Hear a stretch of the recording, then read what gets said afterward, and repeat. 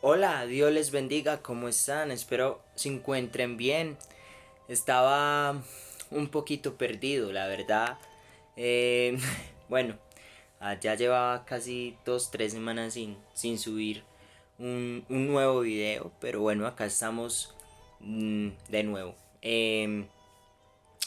Antes de pasar pues a hacer la reflexión del día de hoy, de esta semana y estos días, quiero hacerles como un pequeño resumen, ¿no? Y empezar un poquito distinto este video. Pues bueno, para algunos que me siguen en las redes sociales, saben que hace unos días, bueno, me robaron el celular. Sin embargo, Dios guardó mi vida. Gracias a Dios no me pasó nada. Mi integridad física está eh, 1A, mejor que antes, está perfecta. De pronto se perdió algo material, pero no se perdió la vida, que es más importante, ¿cierto? Entonces, pues nada, también de pronto ese fue uno de los motivos por los cuales, digamos, me tardé un poco en hacer esta reflexión, en subir este video, pero bueno, aquí estamos. Y pues nada, antes de pasar entonces a hablar del tema que lo he titulado o he puesto tema como Libérate de Egipto, ¿cierto? Quiero que hagamos una oración, pongamos este momento, este espacio especial en las manos del Señor para que pues entonces Él nos hable y nos enseñe algo nuevo en este momento. Quiero que le demos gracias por todos estos días que Él ha guardado nuestras vidas, que nos has dado los alimentos, que ha dado salud a nuestras familias.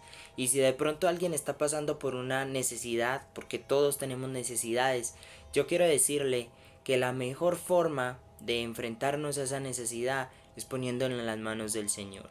Yo sé que algunas veces no podemos ver la obra de Dios en el momento, pero recordemos que la obra de Dios es perfecta y llega en el momento perfecto. Entonces hay que confiar, hay que tener fe. Entonces vamos a orar, vamos a poner este momento en las manos del Señor y si tú tienes alguna petición, ora ahí por esa petición y pues nada, entonces vamos a orar. Señor Jesús, te damos gracias, Padre amado, por este día que nos has regalado, porque nos has guardado durante la noche, has guardado a nuestras familias, nos has dado los alimentos, Señor, hemos podido ver tu gloria y tu misericordia. Amado Padre, amado Rey, te pido por favor que seas tú hablándonos a nuestras vidas en este momento, enseñándonos algo nuevo, Señor, y que la otra persona que esté viendo este video, Señor, se pueda edificar con lo que hablemos en este momento, Señor Jesús. Oh Padre, sé tu propicio en nuestras necesidades, Señor, habla a nuestros corazones. En tu nombre, Señor Jesús. Amén y amén. Bueno, como ya se lo pueden imaginar, el tema pues claro es Libérate de Egipto, es decir que vamos a hablar de una historia que creo todos conocemos y siempre la hemos visto como de una manera lineal o no sé, pero así me la han enseñado a mí. Sin embargo, he estado pensando estos días, Dios ha hablado por medio de las enseñanzas en la iglesia, eh, ha hablado a mi vida y me ha enseñado algo que se los quiero compartir. Vamos a leer exactamente, vamos a leer hasta, vamos a ir al capítulo 14 de Éxodo, vamos a leer hasta el versículo 4. Listo. Yo le voy a leer estos 4 versículos. Si ustedes desean o si usted desea seguir la lectura ahí en su Biblia, lo puede hacer. Éxodo 14, hasta el 4. Listo, del 1 al 4. Dice así. Habló Jehová a Moisés, diciendo, Di a los hijos de Israel que den la vuelta y acampen delante de Pijajirot, entre Migdol y el mar hacia Baal-Zephón. Delante de él acamparéis, junto al mar. Un poquito enredado por los nombres, pero básicamente Dios le habló a Moisés para que acamparan en un sitio frente al mar. Básicamente es eso. El versículo 3 dice, porque Faraón dirá de los hijos de Israel, encerrados están en la tierra, el desierto los ha encerrado. Y yo endureceré el corazón de Faraón para que lo siga, y seré glorificado en Faraón y en todo su ejército, y sabrán los egipcios que yo soy Jehová, y ellos lo hicieron así. Entonces, básicamente lo que nos muestran estos capítulos, bueno, estos versículos, ¿cierto? es ya cuando Israel es liberado de Egipto, ¿vale? Pero antes de pasar a esa parte final de esa reflexión, remontémonos un poquito en la historia y recordemos cómo fue que empezó todo. Yo sé que nos han hablado acerca de la historia de José. Listo. José, esta persona que fue vendido, a, digámoslo, mercaderes, por decirlo así, dado en esclavitud, pues se podría decir, por sus propios hermanos, vendido por sus propios hermanos, llevado lejos de su casa, terminó en la cárcel, porque bueno, estaba sirviendo como en la casa de Potifar, la esposa de Potifar, pues entonces lo engañó y pues por este motivo José pues entonces es llevado a la cárcel. Luego en la cárcel Dios le dio ese don de revelar los sueños, ¿cierto? Entonces le revela los sueños a dos personas que servían para el faraón servían para el faraón. Y bueno, básicamente pues entonces, claro, más adelante José sale de ahí y ya es puesto como gobernador, segundo al mando, por decirlo así, en toda la tierra de Egipto, ¿cierto? Con los años el pueblo de Israel se multiplicó porque claro, José mandó a traer a su padre, a sus hermanos, fueron multiplicados entonces dentro de la tierra de Egipto, pero con el tiempo fueron esclavizados. Al ser esclavizados, entonces, claramente, pues entonces el pueblo de Israel entró en una esclavitud generacional. ¿Cómo así? Mis hijos son esclavos, los hijos de mis hijos son esclavos, los hijos de los hijos de mis hijos son esclavos, así sucesivamente, ¿cierto? Dicen por ahí los historiadores que esta esclavitud fue alrededor de unos 400 años, si no estoy mal, ¿cierto? Basándonos tanto como en la historia, pues, secular, como también en la historia bíblica, ¿cierto? En la cronología bíblica. Diríamos que es una esclavitud de muchos años. Yo no me imagino, imagínense, o sea, los que los primeros esclavos de Israel ya no estaban vivos, ni siquiera la segunda generación estaba viva, o sea, 400 años, aunque esa gente vivía mucho tiempo ahí, pero yo me imagino que muchos murieron ahí, de pronto por los maltratos, muchos los mataron, ¿cierto? Es decir, que esta esclavitud fue algo que se prolongó. Muchos nacieron ahí siendo esclavos y estaban enseñados a eso. A mí me gusta ver a Egipto más que todo como una cárcel de oro, ¿cierto? Para Israel Egipto representaba eso, una cárcel de oro, porque a pesar de que eran de pronto obligados a costumbres que no eran para nada judías o en este caso israelitas como tal, no eran costumbres de su pueblo, están obligados a seguir esas costumbres, ¿cierto? Obligados a de pronto honrar al faraón que estaba en ese momento, a honrar a otros dioses. Me llama mucho la atención eso por el motivo de que a pesar de que eran obligados, a pesar de que eran esclavos, cuando Dios libera al pueblo de Egipto más adelante en la historia, vemos que ellos deseaban las cosas que les daban en Egipto. Eso nos da a entender que quizás ellos no sabían que necesitaban ser liberados. Y yo sé que muchas veces nosotros nos vemos en como en esa cárcel de oro. Muchas veces no sabemos que necesitamos ser liberados. Muchas veces no vemos las zorras pequeñas, los pequeños detalles que nos hacen aún esclavos de Egipto. Volviendo a la historia, llegamos a este punto en el que Moisés, después de un proceso, porque Moisés fue procesado primeramente por Dios para poder liberar al pueblo.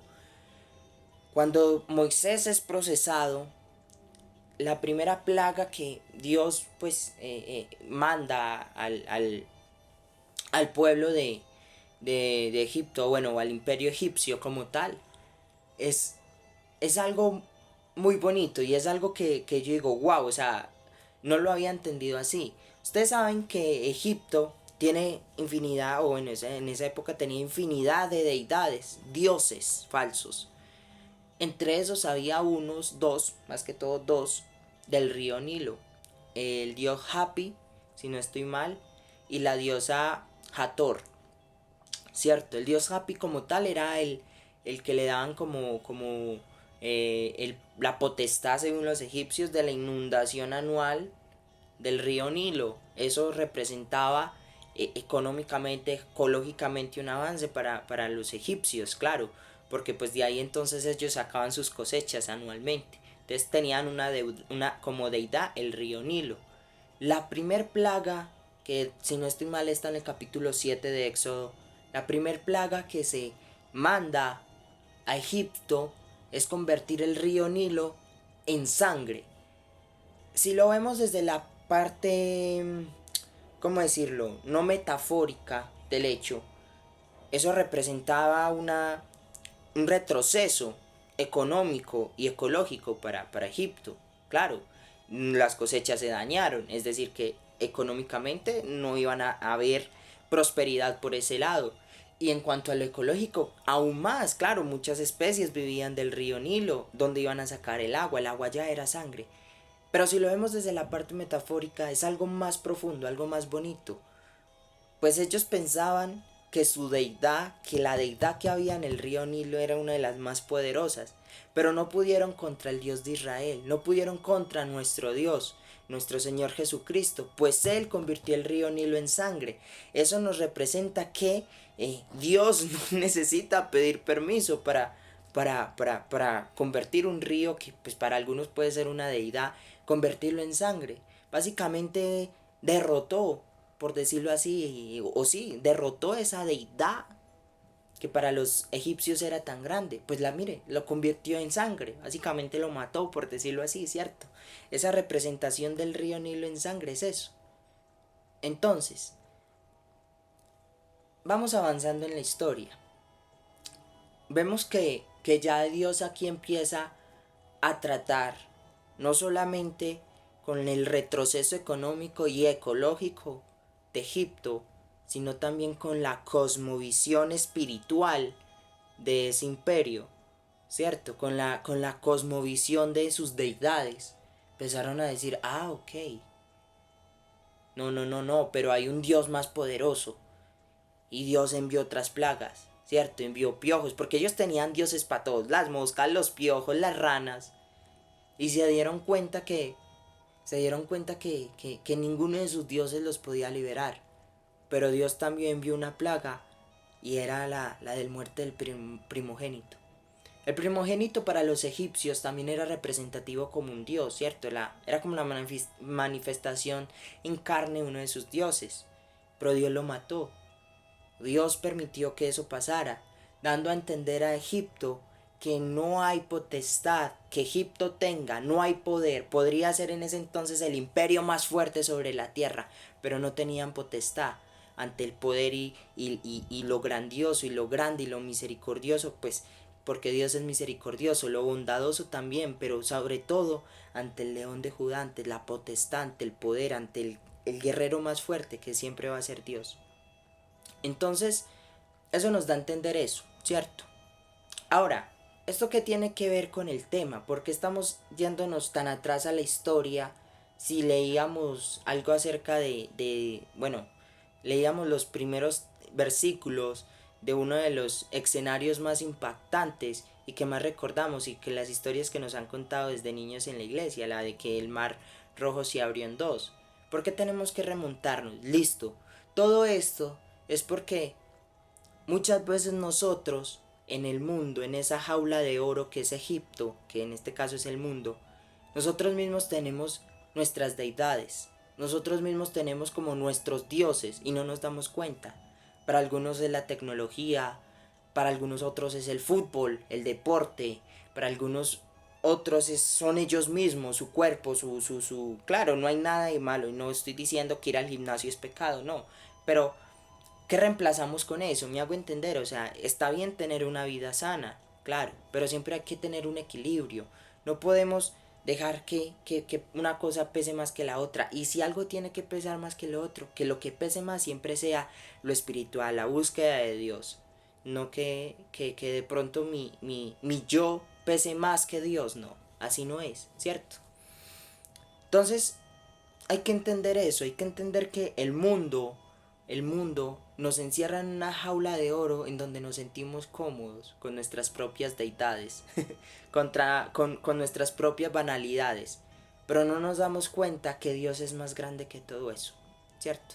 No nos damos cuenta que Dios es más grande que esa deidad que tú tienes. Dios es más grande que incluso la religión secular, por decirlo de alguna manera. ¿Cierto? Para muchos tener de pronto esas deidades ahí en su altar es representativo de poder, pero no se dan cuenta que es que eso es simplemente material, eso es simplemente cera o madera. No se dan cuenta que hay uno más grande sobre todas esas cosas. Y algunas veces nosotros como cristianos actuamos de esa manera. Listo. Ahora llegamos entonces al punto en que el pueblo de Israel es liberado, es sacado.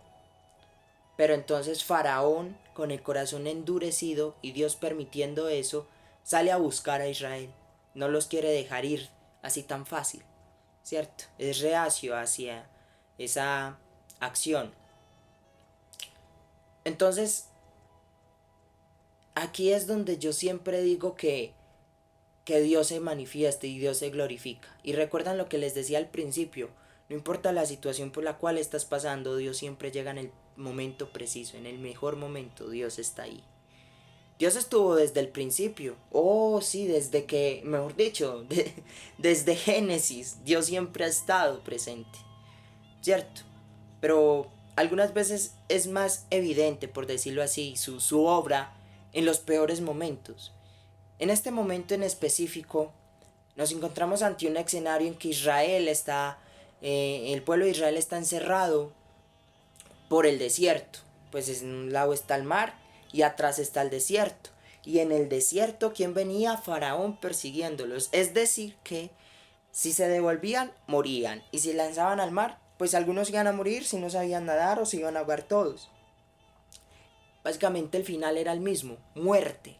La muerte, básicamente era el mismo. Yo quiero abrir un paréntesis acá. Y, y miren, Israel ante la supremacía de Egipto posiblemente era débil, ¿cierto?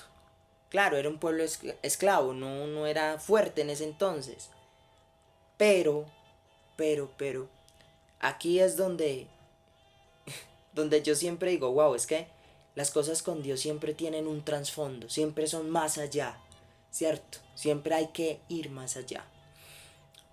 Y Egipto posiblemente era más fuerte, sí, pero en lo espiritual era débil, claro. Eh, Israel era el pueblo escogido por Dios. Egipto, por sus costumbres y por sus ritos, por decirlo así, sí, sus ritos realmente, y sus fiestas anuales que hacían, se podría considerar que eran ocultistas, ¿no? Pues adoraban la muerte y tenían como una ideología errada sobre el más allá y cosas así. Entonces es decir que la muerte venía persiguiendo al pueblo de Israel en ese momento. La muerte estaba por todos lados, ¿cierto? Pero es que la muerte no tiene potestad cuando se trata de Dios. La muerte no tiene potestad cuando Dios está ahí con nosotros. No hay nada que la muerte puede hacer. De hecho, si nos saltamos más allá en la historia, vemos que el sepulcro el sepulcro no pudo más de 3 días. La muerte no lo mató. El Satanás no pudo vencer a Jesucristo. Dios murió por nosotros, pero Él tomó su vida de nuevo y resucitó al tercer día. Entonces, nos damos cuenta que la muerte no tiene potestad cuando se trata de Dios, ¿cierto? Es decir que ante esta encrucijada, por decirlo así, que el pueblo de Israel se encontraba, el único camino que ellos podían seguir era a Dios, recordar el que los liberó. Claro, yo realmente esto no lo sé si lo dice la Biblia, no, si sí o si no, pero quiero especular un poco. Yo me imagino que muchos dijeron, hombre, este Moisés tan bobo, ¿cómo nos va a decir acá que nos quedemos acampando sabiendo que nos vienen persiguiendo? Está este mar, no, tenemos es que mirar cómo salir, que acampemos, que descansemos. Pero es que ya ahí no era obra humana, ahí ya la obra era de Dios. Entonces llegamos a la parte en que se abre este mar. Ahí vemos cómo Dios se glorifica, ¿cierto? Claro, yo me imagino que los egipcios en ese momento quedaron como, uy, ¿qué pasó? ¿Por qué se está abriendo el mar? Esto no pasa normalmente. ¿Cuál es el Dios que ellos tienen que pudo vencer a nuestros dioses y aún así tiene la potestad de abrir el mar en dos? ¿Quién es ese Dios? Yo me imagino que ellos se preguntaron, los egipcios se preguntaron, mientras que el pueblo de Israel iba pasando, iba pasando. Y aquí viene la escena central y por eso es que yo digo, libérate de Egipto. Cuando entonces el pueblo de Israel cruza, los egipcios iban a cruzar también. Dijeron, no, pues hay que aprovechar, pasemos. Pero ¡pum! Se cierran las aguas. Y el pueblo de Egipto queda bajo esas aguas, enterrado bajo las aguas. Y el pueblo de Israel al otro lado del mar. Si lo vemos literal, sí, es muy bonito. Claro, Dios los libró. Pero hay algo más allá. Nosotros necesitamos pasar por ese mar. Nosotros necesitamos pasar por ese proceso para que algunas cosas, o no, realmente todas las cosas, queden en el camino y queden enterradas allá con Egipto. No sé si me hago entender. Esto quiere decir que esas deidades, esas cosas, esas cadenas que nos ataban en Egipto, debemos de pasar por ese proceso, debemos de pasar por la mano de Dios para que todo eso quede enterrado bajo las aguas, para que todos esos pecados, para que todas esas cosas que nos atan queden enterradas ahí. Necesitamos ir más allá, necesitamos pasar a ese otro nivel espiritual, necesitamos liberarnos de Egipto, quitarnos esas cargas, quitarnos esas deidades, esas creencias erradas que muchas veces tenemos, incluso siendo cristianos. Debemos de dejar eso ahí enterrado bajo el agua y pasar al otro lado. Y empezar a disfrutar de las cosas y las bendiciones de Dios. Empezar a disfrutar de nuevos procesos, de nuevos caminos, de nuevos propósitos, nuevos llamados. Para poder llegar a esa tierra prometida, ¿cierto? Dios nos ha hecho parte de su pueblo inconmovible. Y es por eso que nosotros no podemos seguir viviendo vidas cristianas como si estuviéramos en Egipto. Nosotros no podemos seguir viviendo vidas cristianas a medias. Sí, no, es que yo voy a la iglesia cada 8 días, pero voy.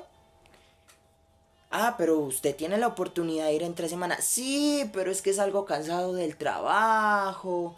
Es que llueve.